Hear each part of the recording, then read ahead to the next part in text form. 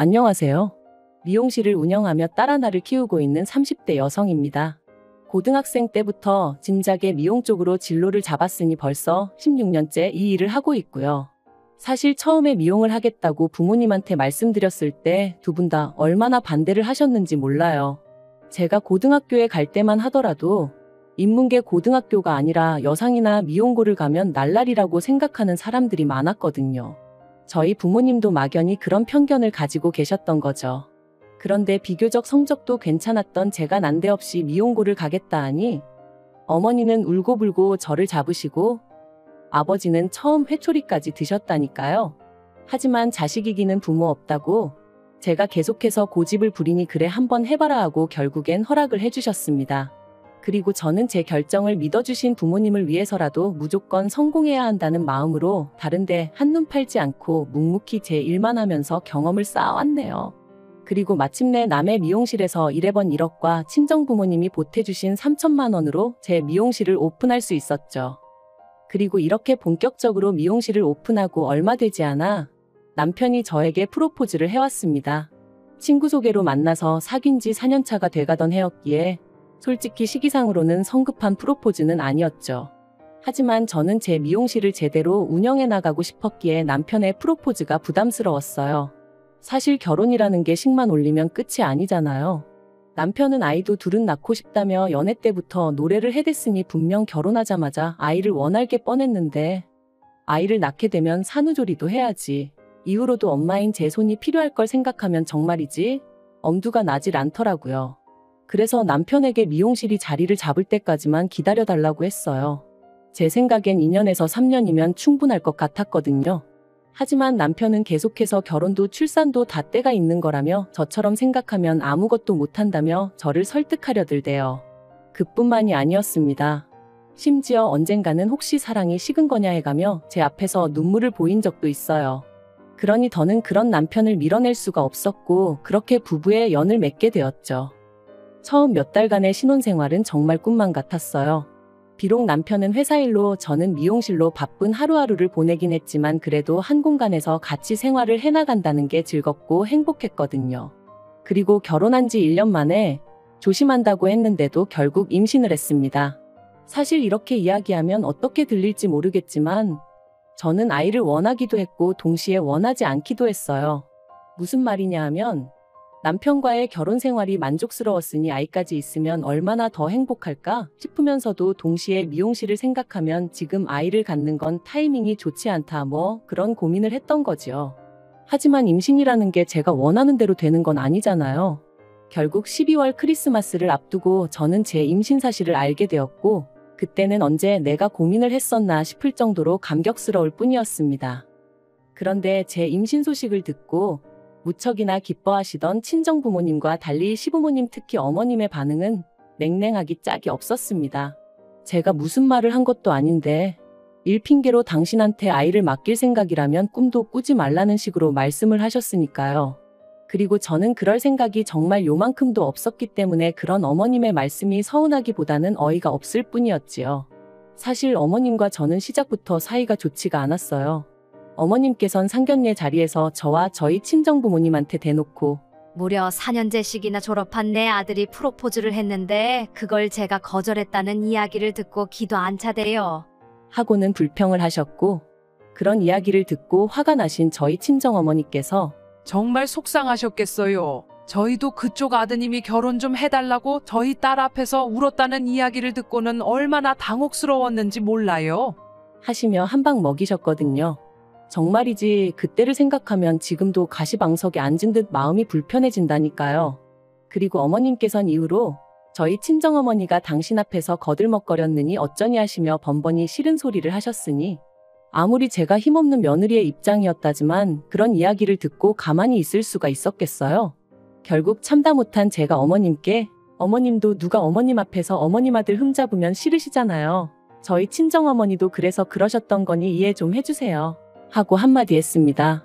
그러니까 이제 제가 저희 어머니 닮아서 상대가 누구건 간에 하고 싶은 말은 다 하고 산다고 아주 웃기지도 않는 집구석이네 어쩌네 하시더니 급기야는 대놓고 저를 무시하고 깔보기까지 하셔서 저도 마음이 많이 상한 상황이었거든요. 그런데 그런 와중에 대뜸 애 안 봐준다 소리까지 하시니 제가 얼마나 어이가 없었겠어요. 심지어 다른 시댁에선 산후조리원비도 주고 그런다던데 그런 건 물론 바라지도 않았지만 이런 방구도 없으셨으면서 말해요. 그래서 저도 걱정 마시라고 어머님한텐 부탁 안 드린다 했네요. 그리고 어느덧 시간이 흘러 출산 예정일까지 한 달도 남기지 않았던 때 어머님의 생신이 있었습니다. 저는 남편에게 나는 안 갈 테니 당신하고 신우하고 챙겨드리라 했고 남편도 알겠다고 했어요. 그런데 어머님께서 그런 법이 어딨느냐 하시며 그래도 얼굴은 비추고 가는 게 예의 아니냐 하시대요. 신우도 하는 말이 어머님이 음식을 하라는 것도 아니고 와서 다 같이 축하하고 밥이나 한 끼 먹고 가라는 건데 그것도 어렵냐며 싫은 티를 냈고요. 그래서 결국 울며 겨자 먹기로 시댁에 갔습니다.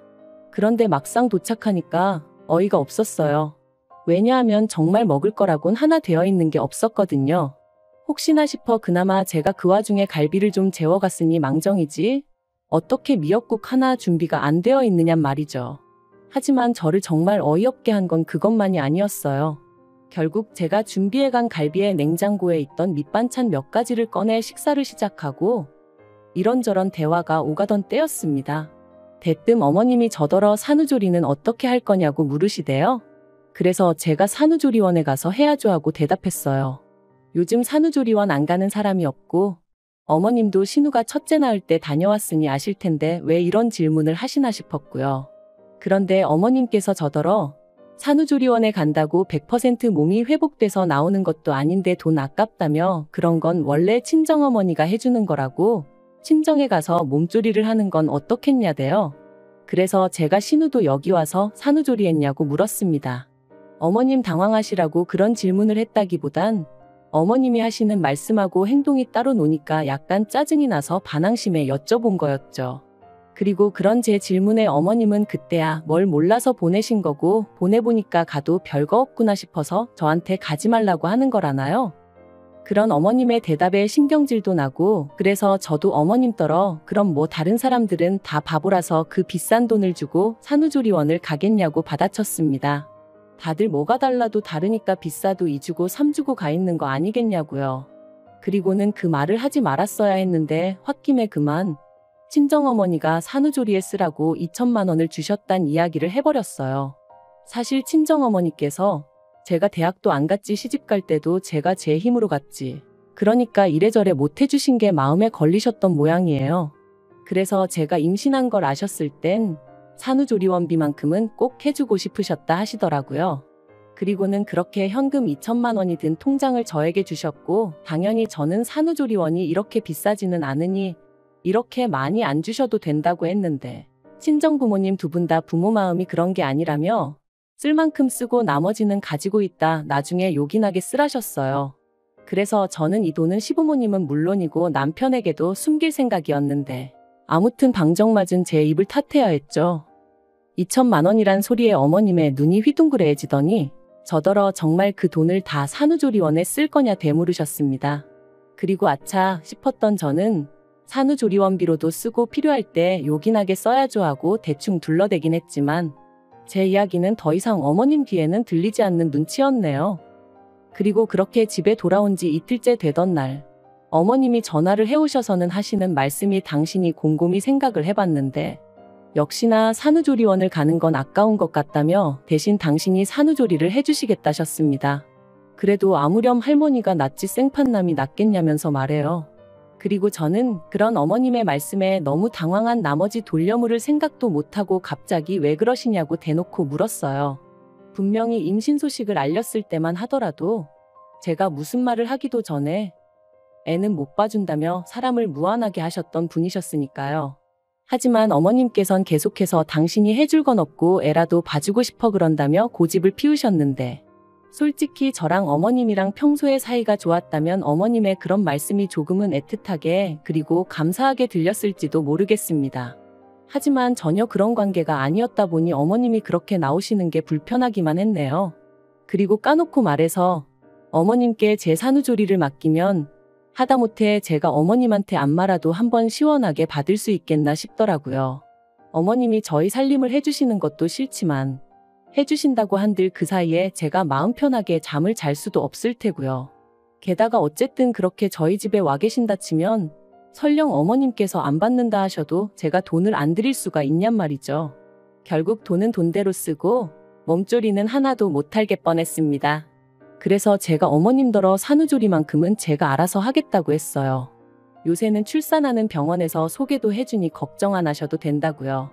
그러자 어머님도 더는 하실 말씀이 없으셨는지 그래 너 잘났다 하시고는 전화를 탁 끊어버리시대요.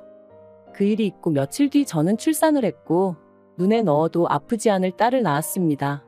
병원에 오신 어머님께서 기어이 산후조리원에 갈 거냐 하시는데 옆에 계시던 친정어머니께서 당연한 거 아니냐며 저 대신 대답을 해주셨어요. 그리고는 산후조리원에서 나오는 대로 친정으로 데려가서 2주 정도 더 데리고 있을 거라고 하시더라고요. 그러자 어머님께서 그러면 당신 아들이 한 달 가까이 혼자 있어야 되는데 그게 말이 되냐며 짜증을 내시대요. 물론 저희 친정어머니께서 다 큰 어른이 한 달 혼자 있는 게 뭐가 대수냐며 우리 딸애랑 결혼하기 전에도 혼자 살았다는데 별 걱정을 다 하신다고 어머님 입을 막아버리셨지만요. 그런데 어휴, 그 타이밍에 그렇게 일이 겹칠 줄 누가 알았겠어요? 산후조리원에서 퇴소하고 친정에 도착한 지 이틀째 되던 날이었습니다. 높아진 친정어머니 목소리에 잠에서 깼는데 누구랑 통화를 하고 계신 건지 어머니 표정이 좋지가 않았죠.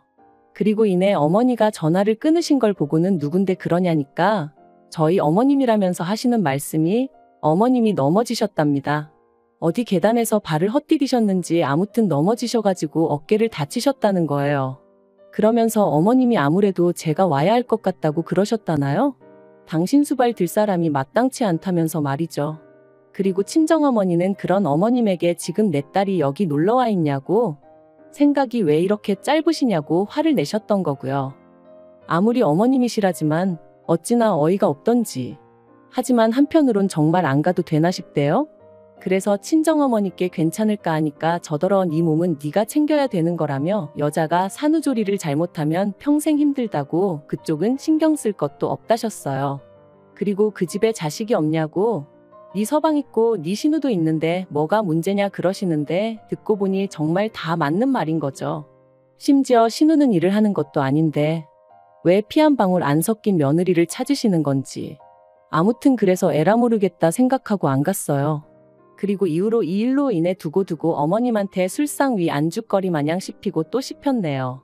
친척분들한테도 어찌나 제 욕을 해대셨는지 정말 결혼식 때나 한번 뵈었던 먼 친척분이 저더러 네 시애미한테 잘하라고 그러면 못 쓴다고 문자를 다 보내셨더라니까요. 그리고 이후로 시간은 흘러 어느덧 저희 애는 2살이 되었고 신우도 둘째의 출산을 코앞에 두고 있었어요. 솔직히 저랑은 크게 관계 있는 일이라곤 느껴지지 않았다 보니 저는 별 생각은 없었고요. 그런데 하루는 어머님께서 연락도 없이 저희 애가 보고 싶어 왔다는 핑계로 저희 집에 오셔서는 신우 출산 선물로 뭘 해줄 거냐입니다. 벙찌더라고요. 왜냐하면 저 출산했을 때 시부모님한테도 신우한테도 정말 1,000원짜리 하나 뭐 받은 게 없었거든요. 당시 어머님 어깨 다치시고 어쩌고 하면서 저 애 낳고 그런 건 다 유야무야 되는 통에 말이죠. 하지만 솔직히 생각하기에 선물이든 뭐든 해주려는 마음 있고 생각 있었으면 언제라도 얼마든지 해줄 수 있었을 텐데. 아무튼 시댁 쪽에선 남편을 제외하곤 누구 하나 뭐 필요한 거 없냐 물어본 사람이 없었습니다. 그런데 이제 와서 신우 출산 선물이라니. 그것도 대놓고 물어보시니 제가 어처구니가 없을 수밖에 없었죠. 그래서 그럴 여유도 없고 저도 받은 게 없다고 솔직히 말씀드렸습니다. 그랬더니 어머님이 뒷부분은 못 들은 척 하시고는 너 그때 네 친정엄마가 준 돈 벌써 다 썼냐는 거예요. 불여 2년이나 지난 상황에 그 돈을 어머님이 들먹이시니 황당하기도 하고 어이가 없었습니다. 그래서 그게 왜 궁금하시냐? 신우 출산하고는 상관없는 돈이라고 딱 잘라 선을 그었어요. 참고로 이 무렵에는 저도 어느 정도는 뻔뻔해졌다고 해야 할지 어머님이 터무니없는 말씀을 하실 때는 딱 거절할 수 있는 정도는 되었었네요. 아무튼 제가 그렇게 나가니 어머님이 저더러 너 참 인정머리 없다 하시고는 네 신우도 산후조리원에 가야 할 거 아니냐 그러셨습니다.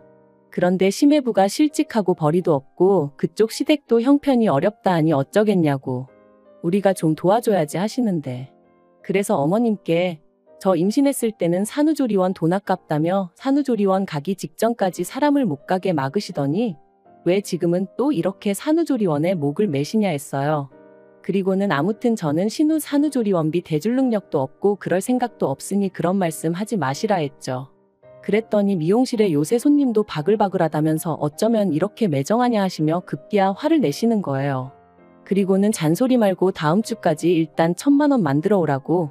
그러면 그걸로 제가 그동안 어머님한테 제대로 못 해드린 거 없던 일로 해주시겠다대요.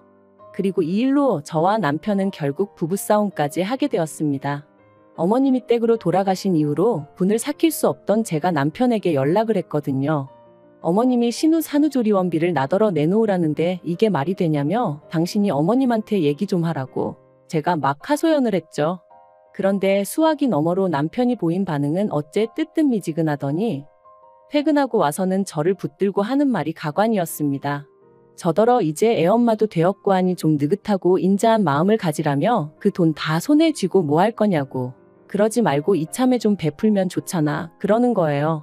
그러면서 결혼할 때 자기 집에서 크게 뭐 해오라고 요구한 것도 없고 그때 제가 어머님 병간호 나몰라라 할 때도 신우가 저 대신 어머님 병수발을 들었으니 좋게 넘어갈 수 있었던 거고 게다가 미용실 때문에 명절에 다른 사람들은 2박 3일 일할 거 저는 1박 2일만 하지 않았냐면서 그게 다 어머님이랑 신우가 그래도 한 가족이라고 제 허물을 덮어줬으니 가능했던 거라나요?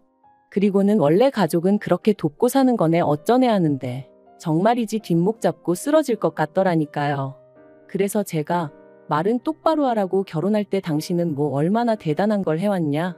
딸이 지 엄마 병간호하는 것도 며느리가 감사할 일이냐? 명절에 시댁에서 1박 2일 붙들려 있었고 친정엔 반나절밖에 못 있었는데 그게 무슨 개소리냐 하고는 저도 지지 않고 받아쳤습니다.